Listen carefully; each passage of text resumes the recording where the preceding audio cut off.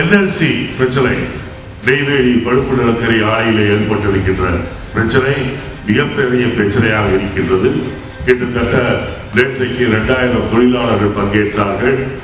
நாளை மறுநாள் நடக்கின்ற போராட்டங்களில் கிட்டத்தட்ட 10,000க்கும் மேற்பட்ட தொழிலாளர்கள் கலந்து கொள்ள இருக்கின்றார்கள். இது வளர்ந்து கொண்டே போலாம். நிலக்கரி சுரங்கத்திலே முடக்கம் ஏற்படும். அதைவிட அபாயகரமாக மின்சாரம் தயாரிப்பது தடைபடும். மின்சாரம் நெய்வேலியிலே தயாரிப்பது உற்பத்தி செய்வது தடைபடுமையானால் நாடு இருளில் சூழக்கூடிய அபாயம் ஏற்படும். ஆகவே இவற்றையெல்லாம் கருத்தில் கொண்டு நெய்வேலி பழுப்பு நிலக்கரி ஆலையை பொறுத்தவரையில் அவர்கள் கடந்த சில ஆண்டுகளாக பல ஆயிரம் கோடி ரூபாய்களை லாபமாக சம்பாதித்திருக்கின்றார்கள். ஆகவே அங்கே வேலை செய்கின்றவருடைய நியாயமான கோரிக்கைகளை ஏற்று அவர்களுக்கு உரிய விதத்தில் அந்த கோரிக்கைகளை தீர்க்க வேண்டும், சம்பள உயர்வு தர வேண்டும் என்று தமிழ்நாடு காங்கிரஸ் கமிட்டி கேட்டுக்கொள்கின்றது. அது மட்டுமல்ல, கைது செய்து அடைக்கப்பட்டிருக்கின்ற மாணவ மாணவிகளை இன்னும் விடுவிக்காது வேதனையை தருகின்றது. இது நடைபெறுகின்ற போராட்டத்திற்கு சமாதானமாக முடிவு தேடுகின்ற பணியாக இல்லாமல் நடக்கின்ற வன்முறைகளை தூண்டுகின்ற விதமாக இது அமைந்திருக்கின்றது.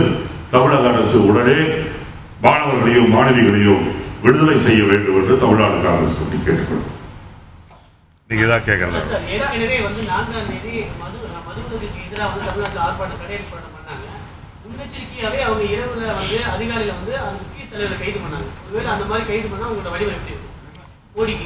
நாங்கள் தான் சொன்னேன், தடையை மீறி நாங்கள் கருப்பு கொடி காட்டுவோம் என்று.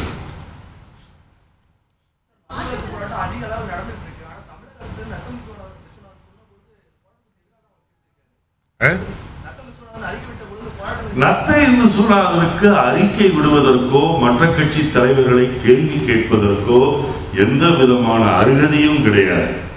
அவர் மீது பல ஊழல் குற்றச்சாட்டுகள் சொல்லப்படுகின்றன.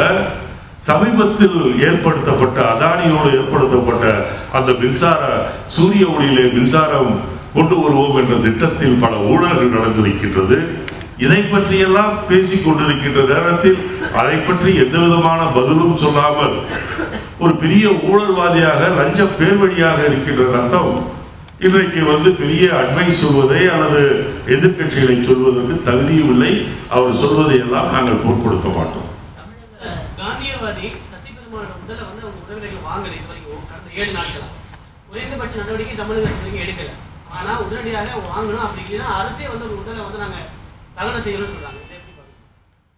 அதாவது வேற என்ன செய்ய முடியும்?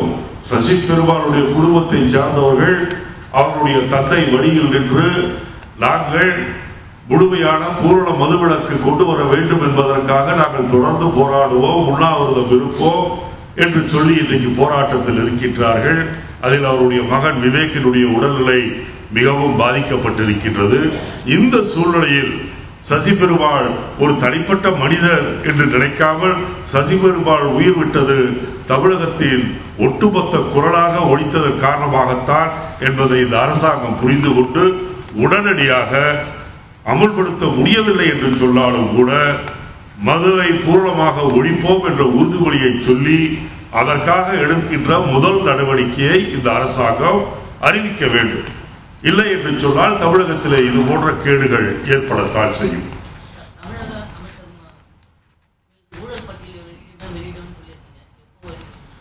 நான் இப்ப கூட வெளியிடலாம் நினைச்சேன். ஆனா அந்த மதுக்கடைகளை எதிர்த்து மிகவும் வேகமாக போராட்டங்கள் நடந்து கொண்டிருக்கின்றன. நாங்களும் மோடியை எதிர்த்து கருப்பு கொடி காட்ட வேண்டும். இது போன்ற அரசியல் நிர்பந்தங்கள் இருக்கின்ற காரணத்தால் இவையெல்லாம் முடித்துவிட்டு நீங்கள் அந்த பத்திரிகைக்காரர்கள் எப்போது ஓய்வாக இருக்கின்றார்களோ அப்போது நான் முழுமையான பட்டியலை தருகின்றேன்.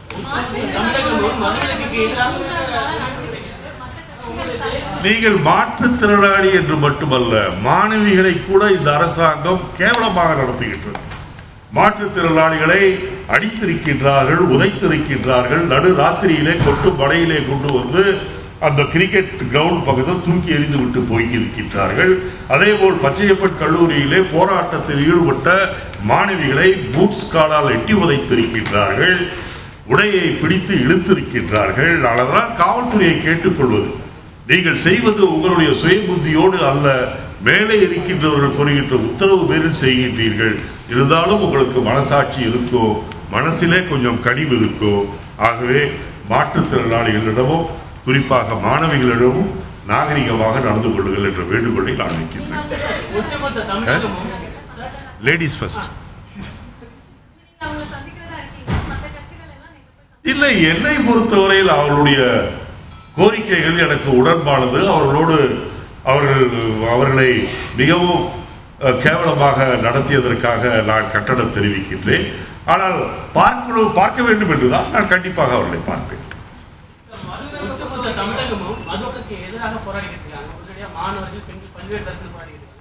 இந்த நிலையில தேசிய செய்தி தொடர்பாளர் குஷ்பு தமிழ்நாட்டில் மதுவிலக்கு கொண்டு வரவே முடியாது குஷ்பு அவர்களுடைய அறிக்கையை, தனிப்பட்ட கருத்தை இருந்தாலும் அதை நீங்கள் முழுமையாக புரிந்து கொள்ளவில்லை. படிப்படியாக கொண்டு வர வேண்டும் என்றுதான் குஷ்பு சொல்லி இருக்கின்றார். அவருடைய மதுவிலக்கு வேண்டாம் என்று சொல்ல முழுசா படிச்சுட்டு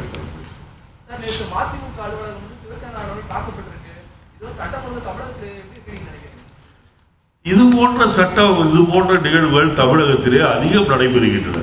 சிவசேனா என்பது ஒரு மதவாத கட்சி என்பதோடு மட்டுமல்ல, ஒரு வன்முறையாளர்களுடைய கூட்டம். அந்த கூட்டம் அவர்கள் வைகோ அவருடைய அலுவலகத்தில் போய் தாக்க போகின்றோம் என்று சொல்லி அனுமதியை கேட்டிருக்கின்றார்கள். போலீஸ் அதற்கு அனுமதி தந்திருக்கின்றார்கள். இது என்ன நியாயம் என்று எனக்கு தெரியவில்லை. சரி, போலீஸ்காரர்கள் மிகுந்த ஜனநாயகத்தோடு நடந்து கொள்கின்றார்கள். கேட்டவர்களுக்கெல்லாம் அனுமதி தந்திருக்கின்றார்கள். நேற்று சிவசேனாக்கு அனுமதி தந்தார்கள்.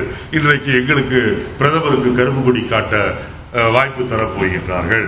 ஆகவே ஜனநாயகத்தில் நம்பிக்கை உள்ளவர்கள் என்பதை ஏற்றுக்கொண்டாலும் கூட வைகோவுடைய அலுவலகத்திற்கு அவர்கள் போலீஸ் காவல் தந்திருக்கணுமா வேண்டாமா?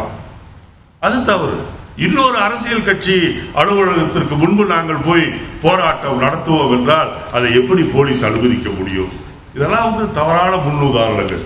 நாளைக்கு ஐஜி ஆபீஸ் முன்னாடி நாங்க போய் போராட்டம் செய்யணும் விட்டுருவாங்களா?